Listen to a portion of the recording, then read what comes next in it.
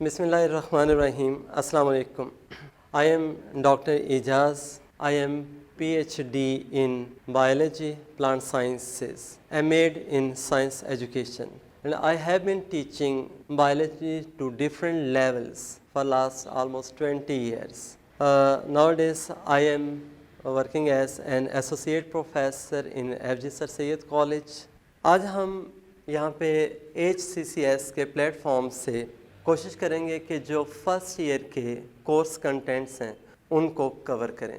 और यहाँ पे जो मैं आज स्टार्ट लेने जा रहा हूँ वो डाइवर्सिटी अमंग प्लांट्स, और इस डाइवर्सिटी अमंग प्लांट्स वाले जो चैप्टर नंबर 8 है इसमें हम प्लांट्स की वैरायटी के बारे में देखेंगे कि उनमें क्या वेरिएशंस हैं, और साथ साथ जो प्लांट्स के अंदर जो डिफरेंट कैरेक्टर्स हैं, ख़ास तौर में उनके जो बॉडी वाइज कैरेक्टर्स होंगे, उनके जो रिप्रोडक्टिव फीचर्स होंगे, on the basis of which we can differentiate between a variety of plants, वो सारे हम इस चैप्टर में डिस्कस करेंगे। सबसे पहले डाइवर्सिटी ऑफ प्लांट्स को समझने के लिए हम देखेंगे कि जो एक प्लांट बॉडी है वो क्या होगी। एक याद रखें कि जो प्लांट बॉडी है बेसिकली मल्टी सेलुलर होती है, और मल्टी सेलुलर होने के साथ साथ जो प्लांट्स हैं उनका एक बेसिक फीचर है कि दीज आर ऑटोट्रॉफिक। प्लस जो एक मल्टी सेलुलर बॉडी होगी प्लांट की, उसमें डिवीजन ऑफ लेबर जो है वो भी शामिल है। और यहाँ पे डिवीजन ऑफ लेबर से हम जो मीनिंग लेते हैं वो ये है कि प्लांट के अंदर जो डिफरेंट टाइप्स के जो सेल्स हैं या जो टिश्यूज़ बनेंगी वो डिफरेंट फंक्शंस एक प्लांट बॉडी के लिए परफॉर्म करेंगे। और इससे पहले जो हम कह सकते हैं जो प्लांट लाइक प्रोटिस्ट हैं कि जो सुपरफिशियली जो वो प्लांट से रिजेंबल करते हैं कि they have certain features just like plants but they are not true plants. तो उनमें एक फीचर ये भी होता है कि वो मल्टी सेलुलर नहीं है, प्लस उनमें कोई डिवीजन ऑफ लेबर नहीं होती। अब जैसे कि एक वॉल वॉक्स है जिसको हम रोलिंग एल्गा का भी नाम देते हैं, ग्रीन एल्जी में आता है, उसके एक कॉलोनी के अंदर 50 से लेके 50,000 तक सेल्स हो सकते हैं, लेकिन हर एक सेल जो होगा वो अपनी जगह पे इंडिपेंडेंट है। वो सेल्स वहाँ पे उस तरह से टिश्यूज़ या डिफरेंट स्ट्रक्चर्स नहीं बना रहे होते। लेकिन प्लांट्स में क्या होगा, एक जो ट्रू प्लांट बॉडी होगी that will show a division of labour, कि उसके डिफरेंट जो सेल्स हैं they are group together to perform certain functions. और यही चीज़ आप नोट कीजिएगा कि जो प्लांट्स में जो सिंपलेस्ट होंगे, जिनको हम ब्रायोफाइट्स का नाम देते हैं, वो ब्रायोफाइट्स जो हैं उनके अंदर भी क्या है, डिवीजन ऑफ लेबर होगी। अब ना यहाँ पे एक प्लांट बॉडी जो है उसमें जो एक मेन फीचर आ जाता है और वो है भी रिप्रोडक्शन के हवाले से कि उसमें अल्टरनेशन ऑफ जनरेशन होगी, अल्टरनेशन ऑफ जनरेशन होगी। और ये जो अल्टरनेशन ऑफ जनरेशन है इसमें हम एक देखेंगे कि एक प्लांट बॉडी की जो हिस्ट्री है, लाइफ हिस्ट्री, उसमें दो तरह की जनरेशन्स होती हैं। उनमें एक जो जनरेशन है उसको हम नाम देते हैं गैमीटोफाइट का, और जो दूसरी जनरेशन होगी दैट विल बी स्पोरोफाइट। यानी इसमें एक गैमीटोफाइट जनरेशन होती है और दूसरी कौन सी होगी, स्पोरोफाइट जनरेशन। और ये जो गैमीटोफाइट जनरेशन है क्रोमोसोम्स के नंबर के लिहाज से हम ये कहते हैं कि इट इज़ हैप्लॉइड, ये हैप्लॉइड जनरेशन होगी। और जो स्पोरोफाइट जनरेशन है दैट विल बी डिप्लॉइड। तो इस तरह से ना ये दो जनरेशन होंगी वो प्लांट के लाइफ हिस्ट्री के दौरान हमें नज़र आती हैं, मिलती हैं। और ये जो गैमीटोफाइट और स्पोरोफाइट जनरेशन्स हैं इनमें एक इम्पॉर्टेंट और भी है फीचर कि जो गैमीटोफाइट होगा that will give rise to sporophyte. अब वो गैमीटोफाइट जो है वो स्पोरोफाइट बनाएगा, लेकिन कैसे बनाएगा? देखें, जब हम गैमीटोफाइट कह रहे हैं तो गैमीटो का मीनिंग होता है गैमीट्स, फाइट्स जो है ना वो प्लांट बॉडी के लिए होगा कि यानी एक ऐसी प्लांट बॉडी है विच बियर्स और विच प्रोड्यूसेस गैमीट्स। और बाकी वही जो एक सेक्सुअल रिप्रोडक्शन का प्रोसेस है कि गैमीट्स होंगे वो आपस में फ्यूज करेंगे, दे विल फॉर्म जाइगोट, और जाइगोट जो होगा that will develop to form a sporophyte body. अब वो जो स्पोरोफाइट बॉडी है वो फिर क्या करेगी, प्रोड्यूस करती है वापस गैमीटोफाइट। और कैसे करेगी, अगर मैं इसको स्पोरोफाइट कह रहा हूँ तो ये स्पोर प्रोड्यूस करेगी, और स्पोर प्रोडक्शन की वजह से इसको हम स्पोरोफाइट कहेंगे। जैसे वो गैमीट्स प्रोड्यूस कर रही थी दैट वाज गैमीटोफाइट, और ये स्पोर्स प्रोड्यूस करेगी तो ये क्या होगा, स्पोरोफाइट जनरेशन। अब ना चूंकि ये गैमीटोफाइट स्पोरोफाइट बना रहा है और स्पोरोफाइट से वापस गैमीटोफाइट बन रहा है, ये चीज़ क्या होती है, अल्टरनेशन ऑफ जनरेशन होगी। बाकी जहाँ तक इन दोनों का जनरेशन्स का ताल्लुक है, चूँकि स्पोरोफाइट डिप्लॉयड है और वो एक हैप्लॉयड गैमीटोफाइट बनाएगा, तो उसके लिए एक जो ज़रूरी है वो है कि जो डिप्लॉयड नंबर ऑफ क्रोमोसोम है that must be reduce to haploid.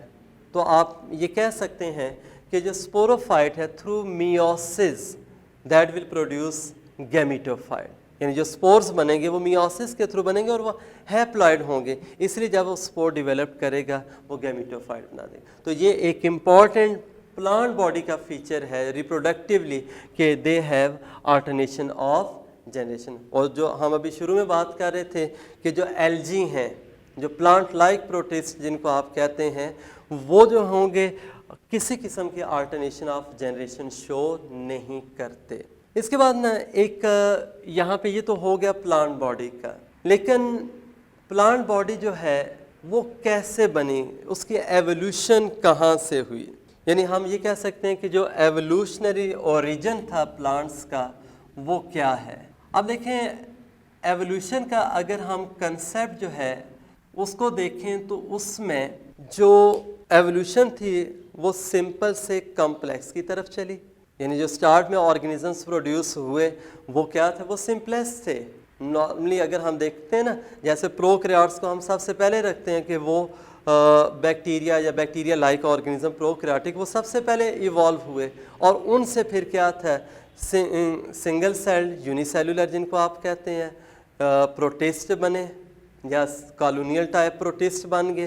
फिर उन प्रोटिस्ट से क्या था, जो हायर ग्रुप्स हैं, चाहे वो फंजाई था या प्लांटिया या एनिमेलिया के जो मेंबर्स हैं वो इवॉल्व हुए। तो मीनिंग ये है कि जो एवोल्यूशन थी ना that moved from simple to complex. तो अब अगर आप एल्जी को ट्रू प्लांट्स नहीं कहते हैं कि they are much more simple in structure than plants, लेकिन कुछ फीचर्स क्योंकि उनके प्लांट्स के साथ मिलते जुलते हैं, तो हम ना उन फीचर्स की बेस पे ये कह सकते हैं कि जो प्लांट बॉडी है that may have developed from simplest algae. अब वो जो एल्जी हैं उनमें एक ग्रुप आता है जिसको हम नाम देते हैं कैरोफाइटा। ये जो कैरोफाइटा होगा इसको हम क्लोजेस्ट एक मेंबर कह सकते हैं एल्जी का। ये प्लांट्स नहीं है, ये है एल्जी हैं, और वो जो मैंने शुरू में बता दिया ना कि जो उनके जो प्लांट बॉडी के जो बेसिक फीचर्स हैं on the basis of which you can distinguish them from other autotrophic organisms, तो वो वाले कैरेक्टर्स कैरोफाइटा में नहीं, यानी कोई इसमें ना वो मल्टी सेलुलर बॉडी नहीं होगी, इसमें किसी किस्म की डिवीजन ऑफ लेबर या अल्टरनेशन ऑफ जनरेशन नहीं होती। हाँ, कुछ कैरेक्टर्स होते हैं ना इनके एल्जी के प्लांट से मिलते जुलते हैं, और वो कौन से फीचर्स हैं। सबसे पहला यहाँ पे हम ये कहते हैं कि जैसे वो ऑटोट्रॉफिक हैं, ये भी क्या होंगे, ऑटोट्रॉफिक, यानी क्लोरोफिल होता है, फोटोसिंथेसिस के थ्रू क्या होंगे, they will also prepare their food material by themselves. लेकिन साथ ही जो कैरोफाइटा है जस्ट लाइक प्लांट्स, इसके मेंबर्स में भी क्या होगा, सेलुलोजिक सेल वॉल भी होगी।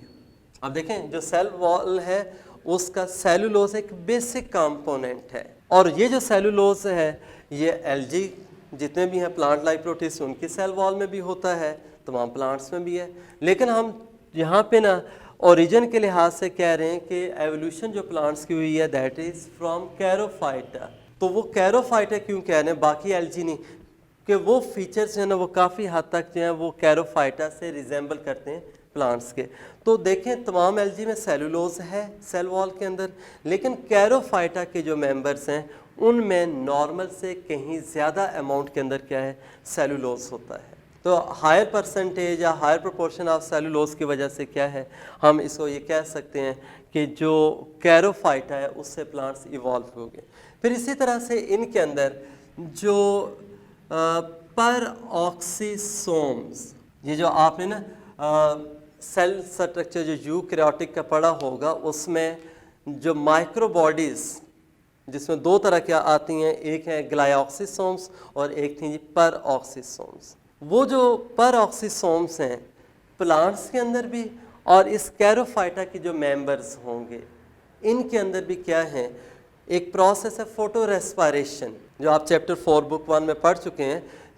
वो जो फोटो रेस्पायरेशन है वो फोटोसेंसिस की एफिशिएंसी को कम कर देता है। वो जो कैल्विन साइकिल के दौरान जो RUBP है वो कार्बन डाइऑक्साइड के साथ कंबाइन करने के बजाय ऑक्सीजन के साथ कंबाइन करता है, जिसकी वजह से क्या होगा, PGAL फास्फोग्लिसरल्डिहाइड की जो प्रोडक्शन है वो कम हो जाएगी और ऑटोमेटिकली क्या होगा, जो फूड प्रिपेयर होगा फोटोसिंथेसिस के दौरान वो कम है। अब जो प्लांट्स हैं उन्होंने क्या किया है, अपने पर ऑक्सीसोम्स को यूज़ करते हुए जो फोटो रेस्पायरेशन है उसके चांसेस को रिड्यूस करने की कोशिश की है, और यही कैरेक्टर कैरोफाइटा में मौजूद है। ये दोनों ग्रुप्स जो होंगे ये चूंकि पर ऑक्सीसोम्स की मदद से फोटो रेस्पायरेशन को रिड्यूस कर रहे हैं, तो ये भी दोनों में एक रिजेम्बलेंस है, और इस रिजेम्बलेंस की बेस से हम ये कह सकते हैं कि जो प्लांट्स हैं वो कैरोफाइटा से ही इवॉल्व हुए होंगे।